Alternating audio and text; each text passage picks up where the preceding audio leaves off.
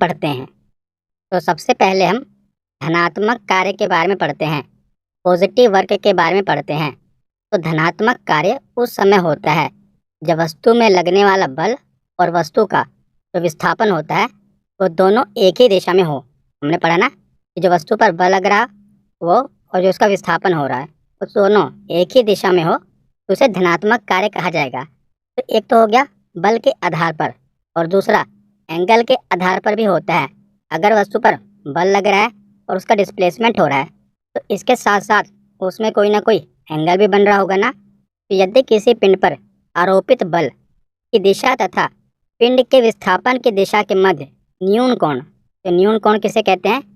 0 degree से लेकर मतलब कि 0 डिग्री से अधिक परंतु 90 डिग्री से कम कोई कोण बने तो उसे न्यून कोण कहा जाता है। तो अगर किसी वस्तु में लगाया गया बल तथा उसके विस्थापन के बीच में 0 डिग्री से अधिक तथा 90 डिग्री से कम कोण बन रहा हो तो उसमें किया गया कार्य धनात्मक कार्य कहलाएगा। तो जैसे आप ये देख रहे हैं कि 0 डिग्री से अधिक हो लेकिन 90 डिग्री से कम हो। 90 डिग्री सीधा होता है ना, तो 0 डिग्री से अधिक लेकिन 90 डिग्री से कम हो तो जो कार्य होगा वो कौन सा होगा? धनात्मक कार्य होगा। जैसे आप देख रहे हैं एक व्यक्ति है, ये बैग है, पहिए वाला बैग, इसको आगे की ओर विस्थापित कर रहा है ना। तो इसका बल आप देखेंगे कि बल जो है ये बल लग रहा है इसके ऊपर और जो इसका विस्थापन हो रहा है आगे की ओर इसका विस्थापन हो रहा है तो इसके बीच में कोई ना कोई एंगल बन रहा है। तो आप देख ही रहे हैं, इतना तो आपको पता है कि 0 डिग्री से लेकर 90 डिग्री सीधा होता है तो इसके बीच में ये कोण बन रहा है। तो 0 डिग्री से लेकर 90 डिग्री के बीच में अगर एंगल बने तो वो धनात्मक कार्य होगा। और जो कार्य हो रहा है धनात्मक कार्य तभी होगा कि जिस ओर बल लग रहा हो उसी ओर वस्तु का विस्थापन भी हो रहा हो। तो एंगल और वस्तु के विस्थापन से आपको पता लग जाएगा कि धनात्मक कार्य है कि नहीं। तो धनात्मक कार्य के लिए आपको इतना याद रखना है कि बल और वस्तु का विस्थापन एक ही दिशा में हो और उसके साथ जो उनके बीच में कोण बन रहा है वो 0 डिग्री से अधिक हो परंतु 90 डिग्री से कम हो। जैसे एक उदाहरण है, ये बहुत बार पूछा गया है कि जब बैलों की जोड़ी किसी हल को खींचती है तो बल एवं विस्थापन दोनों एक ही दिशा में होते हैं, अर्थात जो कार्य होता है ये धनात्मक होता है। तो जब जो बैलों की जोड़ी है ये हल को खींचती है तो जो इसका बल और विस्थापन एक ही दिशा में होता है तो ये कार्य कैसा होगा? ये धनात्मक कार्य होगा, याद रखिएगा। और इसी के साथ याद रखिएगा कि कार्य का अधिकतम मान कब होगा, कब कहा जाएगा कि जो कार्य है इसकी वैल्यू सबसे अधिक है। तो यदि पिंड पर आरोपित बल तथा उसके विस्थापन की दिशाओं के मध्य 0 डिग्री का कोण बन रहा हो, कितने डिग्री का? 0 डिग्री का कोण बन रहा हो तो कार्य का मान अधिकतम होता है। जैसे हमने वर्क का फॉर्मूला पढ़ा, क्या होता है? वर्क का फॉर्मूला क्या होगा? बल को विस्थापन से मल्टीप्लाई किया जाएगा और साथ में कोस थीटा से मल्टीप्लाई किया जाता है, F into D into cos theta. तो वर्क का ये फॉर्मूला है। तो जो बल लगेगा और विस्थापन होगा तो कोस में हमने क्या कहा कि 0 डिग्री का एंगल हो तो जो थीटा होगा उसकी वैल्यू यहाँ पर 0 डिग्री वाली पुट करनी है। तो कोस 0 डिग्री की वैल्यू होती है 1। तो इसमें जो भी निकल कर आएगा उसको 1 से मल्टीप्लाई कर देंगे तो जो कार्य होगा उसका अधिकतम मान होगा। अधिकतम मान कब होगा? जब यहाँ पर 0 डिग्री आएगा और 0 डिग्री की वैल्यू कितनी होती है? 1 होती है। तो इसका मान कितना होगा? अधिकतम होगा। ये पूछा जाता है कि किसी भी कार्य का अधिकतम मान कब होता है? तो जब लगाए गए बल तथा विस्थापन के जो मध्य कोण बनता है वो कितने डिग्री का बने? 0 डिग्री का कोण बने तो कार्य का मान अधिकतम होगा, याद रखेगा। जैसे आप उदाहरण में देखिए कि एक व्यक्ति क्या कर रहा है, ये कार है बंद पड़ गई है, इसको ढकेल रहा है, धक्का मार रहा है। तो बल किस ओर लगा रहा है? इसी ओर बल लग रहा है और विस्थापन भी इसी ओर हो रहा है। तो बल और विस्थापन के बीच में 0 डिग्री का एंगल है, जिस ओर बल लग रहा है विस्थापन भी उसी ओर हो रहा है। तो जो एंगल बन रहा है वो 0 डिग्री का एंगल बन रहा है। तो ये क्या होगा? ये सबसे इसमें अधिकतम मान का कार्य का सबसे अधिकतम मान लग रहा है यहाँ पर, याद रखिएगा। ये सबसे अधिकतम कार्य होगा जब कार्य जो किया जा रहा है उसमें लगाया जाने वाला बल तथा विस्थापन दोनों के बीच में 0 डिग्री का कोण हो तो कार्य सबसे अधिकतम उसका मान होगा। इसके बाद है ऋणात्मक कार्य यानी कि नेगेटिव वर्क। तो नेगेटिव वर्क कब होता है? ऋणात्मक कार्य उस समय होता है जब वस्तु में लगने वाला बल और वस्तु का विस्थापक एक दूसरे के विपरीत हो।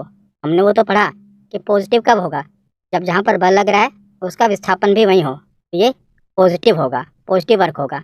लेकिन जब बल दूसरी दिशा में लग रहा हो और विस्थापन दूसरी दिशा में हो तो ये नेगेटिव वर्क होगा। तो नेगेटिव वर्क कैसे हो सकता है? जैसे आप देख रहे हैं, ये कार है, कार एक चढ़ाई पर जा रही है और अचानक बंद पड़ गई।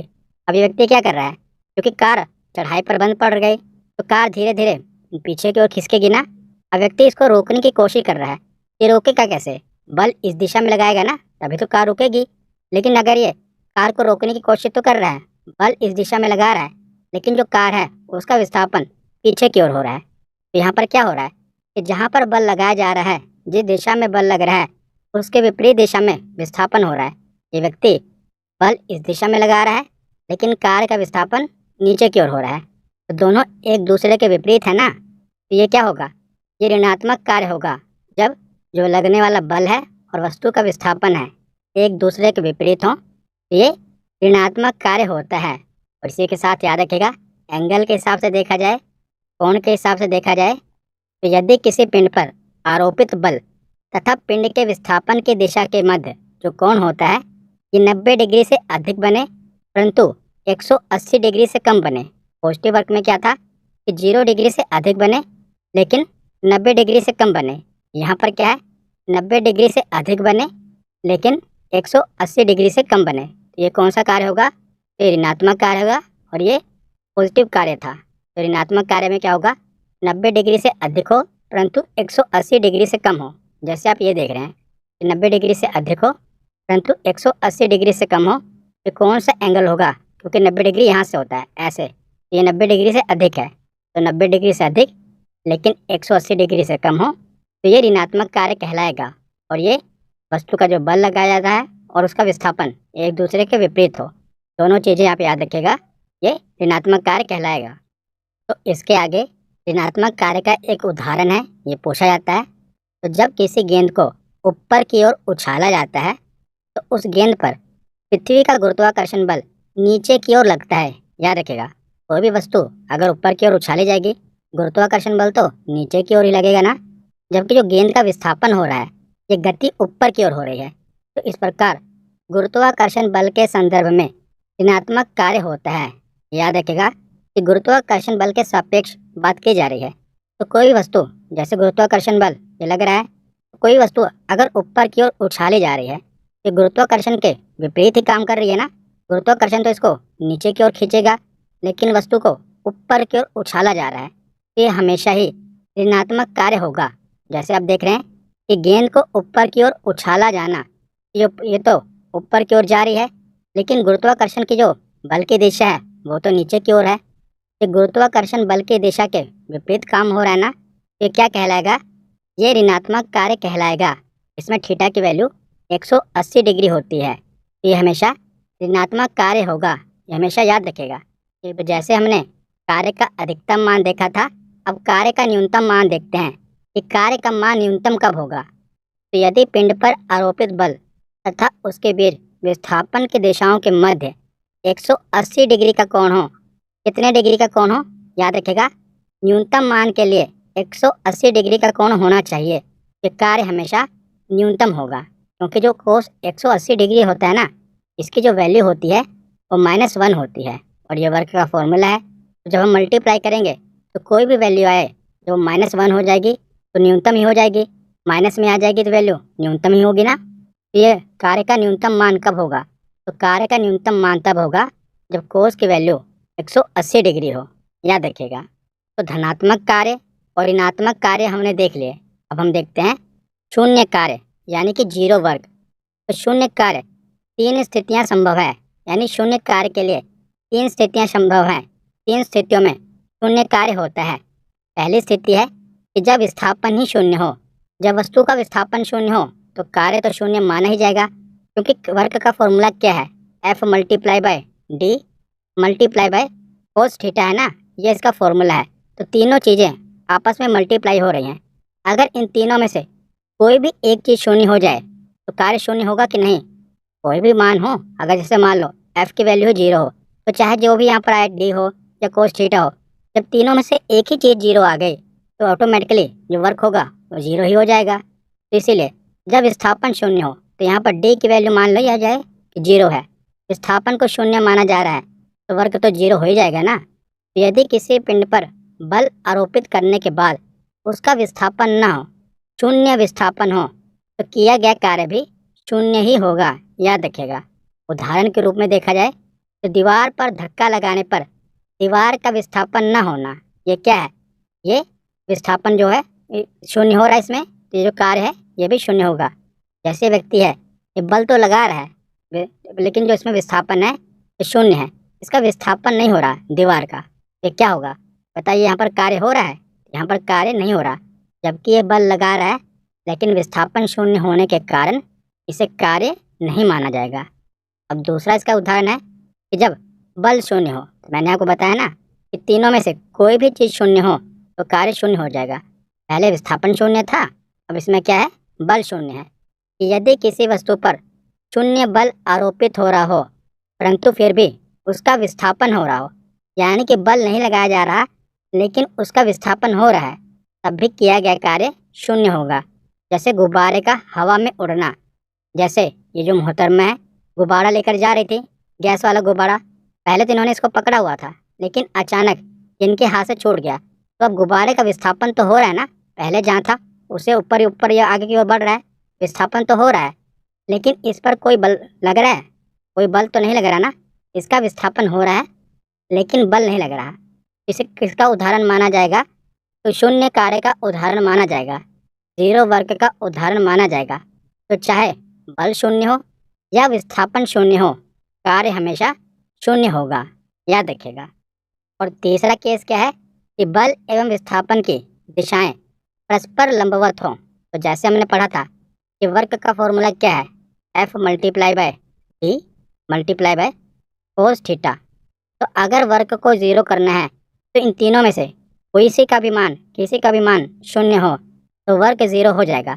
अगर बल 0 हो तब भी वर्क 0 हो जाएगा, विस्थापन 0 हो तब भी वर्क 0 हो जाएगा। अब बचा क्या, यानी कि कोस थीटा की वैल्यू भी 0 हो तो वर्क 0 हो जाएगा। तो कोस थीटा की वैल्यू 0 कब होती है, कोस 90 डिग्री पर, जब 90 डिग्री का एंगल बन रहा हो ना तो इसकी वैल्यू 0 होती है, तब भी वर्क 0 हो जाएगा। तो इसी को लंबवत कहते हैं, परपेंडिकुलर कहते हैं जब ये 90 डिग्री का मान बन रहा हो, इसी को परपेंडिकुलर यानी कि लंबवत कहा जा रहा है। तो जब बल एवं विस्थापन की दिशाएं परस्पर लंबवत हों यानी कि 90 डिग्री का एंगल बन रहा हो तो जो कार्य होगा ये शून्य होगा। यदि पिंड पर आरोपित किए गए बल की दिशा तथा पिंड के विस्थापन की दिशा के जो मध्य है ये 90 डिग्री का कोण बन रहा है, कितने डिग्री का, 90 डिग्री का कोण बन रहा है, तो किया गया कार्य भी शून्य होगा। इसका बहुत ही फेमस उदाहरण है जो कि बहुत बार एग्जाम में पूछा भी गया है कि जब कोई कुल्ली रेलवे प्लेटफॉर्म पर चलता है तो उसके सिर पर रखे भार पर किया गया कार्य शून्य होता है, क्योंकि भार पर लगाया गया बल ऊपर की ओर होता है लेकिन विस्थापन क्षैतिज यानी कि हॉरिजॉन्टल दिशा में होता है। जैसे कुल्ली है, कुल्ली ने क्या किया, अपने सिर पर बोझ उठाया हुआ है, तो जो फोर्स अप्लाई हो रहा है ये ऊपर की ओर हो रहा है ना, इसने सामान को ऊपर की ओर उठाया है, लेकिन जो विस्थापन हो रहा है ये आगे की ओर बढ़ रहा है, तो विस्थापन आगे की ओर हो रहा है लेकिन बल ऊपर की ओर लग रहा है, तो इनके बीच में 90 डिग्री का एंगल बन रहा है ना, तो यहाँ पर इसका कार्य शून्य माना जाएगा। आप तो कह रहे होंगे कि कुल्ली काम तो कर रहा है तभी तो हम इसको पैसे देते हैं, तो देखिए वो भौतिकी में यानी कि फिजिक्स में इसे हम शून्य मानेंगे, तो गुरुत्वाकर्षण के सापेक्ष में इसे हम शून्य मान रहे हैं, लेकिन यहाँ पर इसका पेशीय बल तो लग रहा है, मास पेशीय बल तो लग रहा है, उसके सापेक्ष में ये कार्य कर रहा है, लेकिन गुरुत्वाकर्षण बल के सापेक्ष में ये कार्य नहीं कर रहा। जब भी बल एवं विस्थापन की दिशाएं लंबवत हो जाएं तो याद रखेगा जो कार्य है उसे शून्य मान लिया जाएगा। तो गुरुत्वाकर्षण बल के सापेक्ष में इसका कार्य शून्य है, लेकिन पेशीय बल के सापेक्ष में ये कार्य कर रहा है क्योंकि इसका पेशीय बल लग रहा है। तो तीनों ही जैसे याद रखेगा कि वर्क 0 कब होगा, या तो जो उसमें फोर्स है वो 0 हो, डिस्प्लेसमेंट है वो 0 हो, या कोस थीटा की वैल्यू 0 हो। और कोस थीटा की वैल्यू शून्य कब होती है, जब कोस 90 डिग्री पर हो, यानी कि 90 डिग्री का एंगल बन रहा हो तो ये वर्क शून्य माना जाएगा। तो आशा करता हूँ आपको समझ में आया होगा।